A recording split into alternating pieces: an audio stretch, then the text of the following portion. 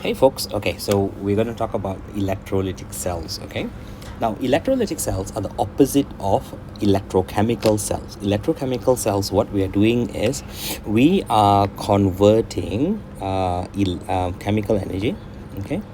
Chemical energy to electrical energy. So that is in electrochemical cells. So all of these things that you see here earlier, this is where what we're doing is we're using chemical reactions to generate electricity. Meanwhile, in electrolytic cells, right, in electrolytic cells is the opposite. In electrolytic cells, what we're doing is we're using electricity to carry out chemical reactions. Like for example, let's say like your handphone battery.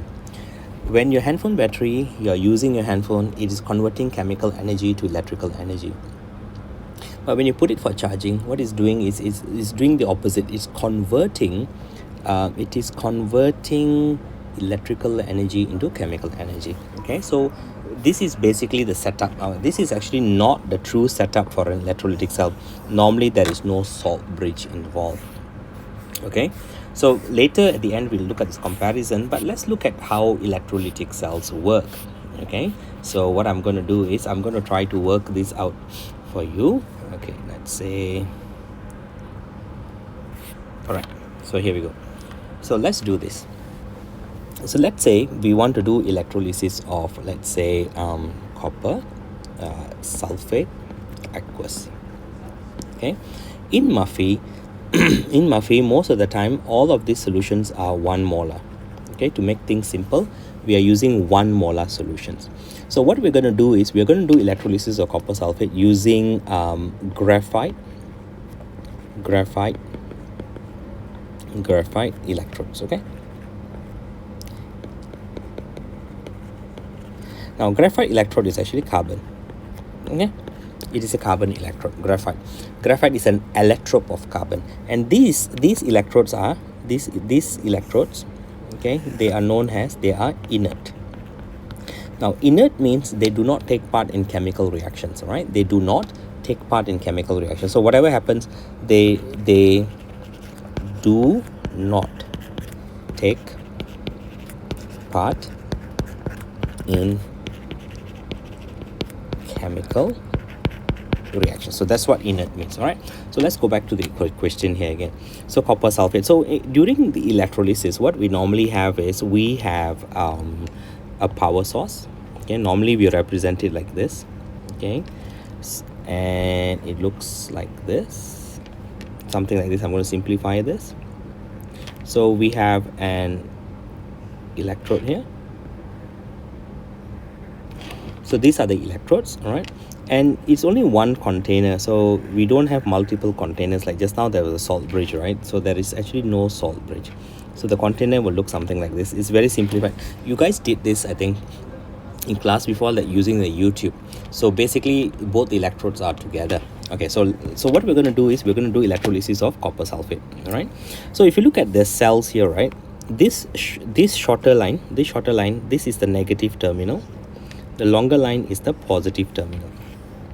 So which means that this electrode is negative, this electrode is positive. So it's very easy. And to make things even easier, the positive electrode is known as anode, and the negative electrode is known as cathode. Okay, and even easier now, anode is where oxidation happens. So please remember, wherever oxidation happens is called anode, and this is where reduction happens. Okay, reduction happens at cathode. So reduction is at cathode. Okay, so oxidation anode, reduction cathode. So please remember, in any type of cell, oxidation is at anode, reduction is at cathode. So what is going to happen? Oh, what happened to my entire cell? It just disappeared. All right, let's bring it back again. So the cell looks something like this, no? Okay, so let's see something like this. So in our cell here, we have copper sulfate. So when we take copper sulfate, right, what do we have? So let's make this. Okay, so we have copper sulfate aqueous. Now copper sulfate solution,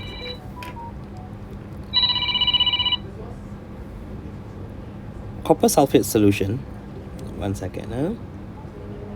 Okay, copper sulfate solution has copper ions, it has sulfate ions, okay, and what we're going to do is we are going to consider water. So unlike in high school you guys considered hydrogen ions and hydroxide ions.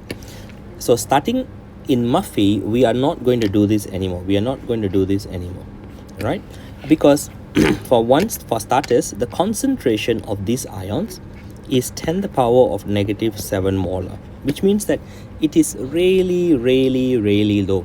It is so low, it's like 0.00000001 molar. It's really low. So please remember, starting from today onwards, we are not going to consider this anymore. No more hydroxide, no more hydrogen. So it's only copper, sulfate, and water. Okay. And another thing I want to tell you is, when we consider these two ions, right, when we consider sulfates and nitrates, okay, these ions are never selected. Okay, never selected at anode. They will move to anode, but they are never selected. So what you can do is, whenever you see sulfates and nitrates, you just ignore. All right, easy. You just ignore them. You don't even have to consider them. All right. So let's do this. So this is a positive electrode. So what will happen is, at the positive electrode, we will have the sulfate ions going over here. Am I using sulfate? Yep, I am. And then there'll be water going over here. On this side, to the negative ions, we will have copper going over here, and we will also have water going over here. But please remember, water is actually everywhere, you know. So water is everywhere. So it's not that water is going towards the electrodes. Water is everywhere, okay? But the negative ions get attracted to the positive terminal, and the positive ions get attracted to the negative terminal.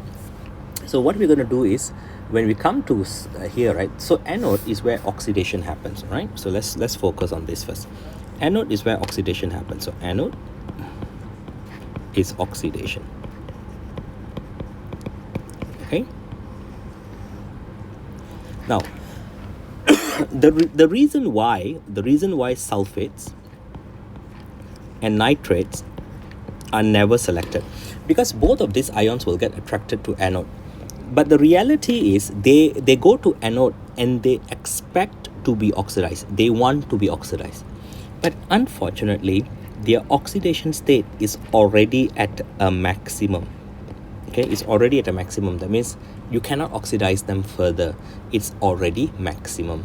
So that is why they are never selected. Okay, so they go to anode and say, hey guy, can you please oxidize me? And anode says, but you're already a maximum. I can't oxidize you any further. So that is why they are never selected. So what happens is, at anode, water is selected.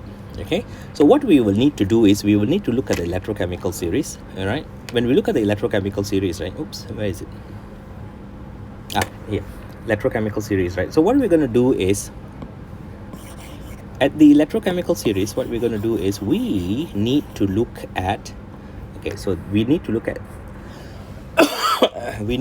this equation. This equation is for the first equation that you need to look at. Okay. All right.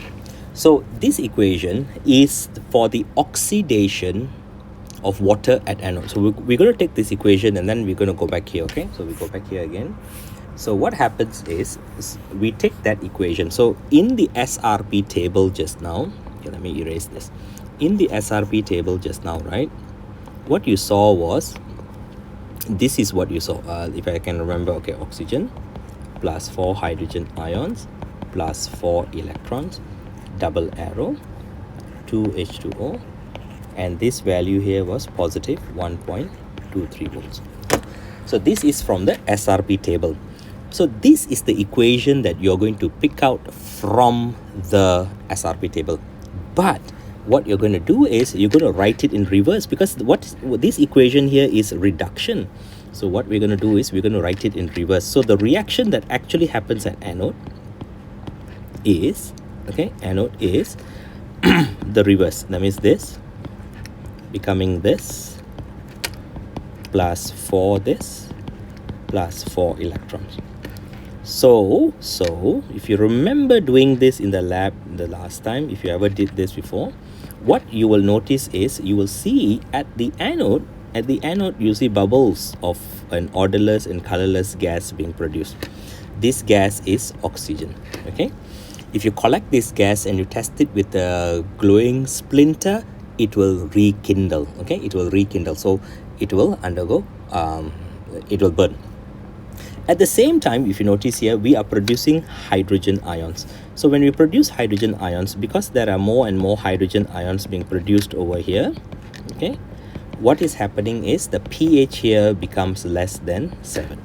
So if you use a universal indicator, the color will become either red or yellow, or you use litmus paper, it turns from blue to red. Okay, that is what happens over here at anode. Now let's focus on cathode now. All right, let's focus on cathode. So what I'm going to do is I'm just going to, okay, let's focus on cathode here. All right, so cathode, we have two ions, copper and water. So let's look at cathode. Okay, cathode, and cathode was negative. So at cathode we have two ions going over here. One is copper, Cu2 plus, and the other one is water. So what we're going to do is we're going to look at the electrochemical series again. So in the electrochemical series, copper is okay, here you go. So this is copper, there's one, and what we're going to do is we're going to come right at the bottom here and we're going to pick this equation up. We always pick this equation. Okay, so this is the equation that we pick for the reduction of water. Okay, let's come back here again. Okay, so here directly from the SRP table, we don't have to do any kind of manipulation. What we're going to do is we're going to add water, electrons, Cu. This value is positive 0.34 volts. Here water picks up 2 electrons, becomes hydrogen gas and hydroxide, and this is negative 0.83 volts. Okay, from the SRP table just now. So what you need to decide is very simple. You just need to decide between these two numbers, this number and this number, which number is less negative. So obviously I hope you can see that this equation, this number is less negative. So that's the reaction that's going to happen at cathode. So when this reaction happens at cathode, what you will notice is as time goes by, you will see a pinkish, oops, maybe I should have used a pink color. A pinkish solid forms over the electrode. Okay, a pinkish solid forms over the electrode, right?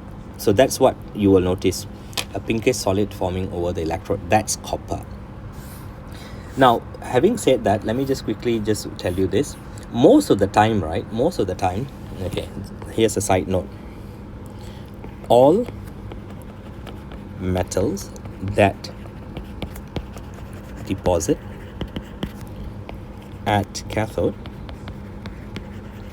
are silvery gray, except number 1, gold, it's gold. Number 2, if the metal is silver, it's going to be silver. Number 3, if the metal is copper, it's going to be pinkish. Okay, it's going to be pinkish red or something like that, more like a salmon kind of color. So that's generally easy for you. All metals are silvery gray.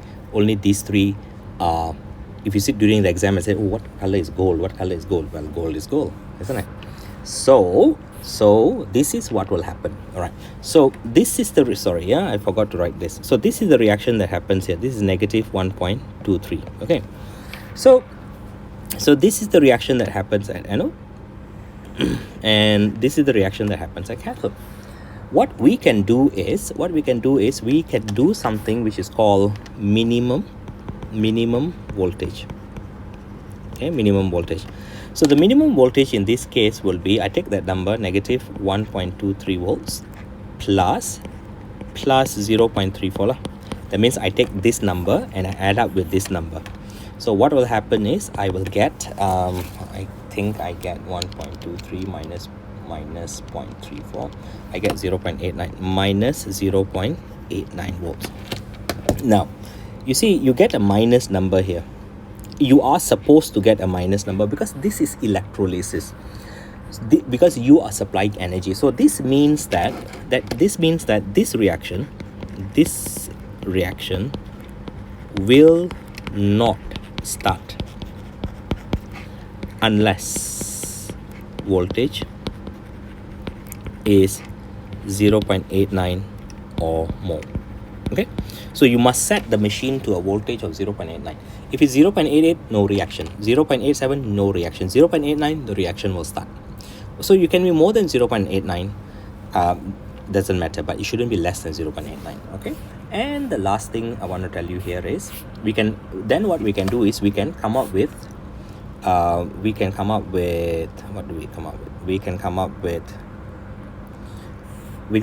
an overall equation. So the overall equation will be, okay, so here we go. So Cu 2 plus 2 electrons, you get Cu plus 0.34, and then the other one was water, right? So water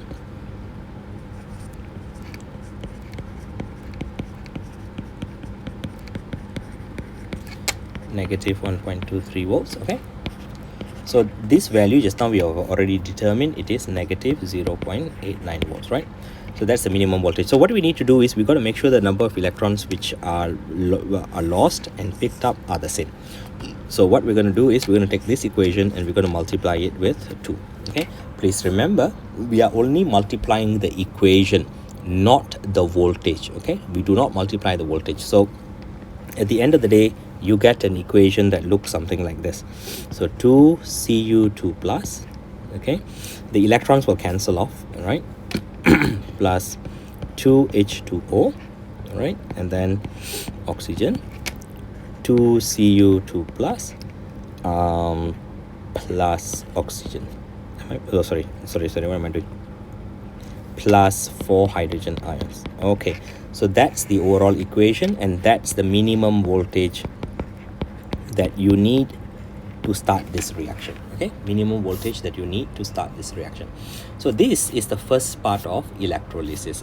All right, first part of electrolysis. So we will come back and look at the next part shortly.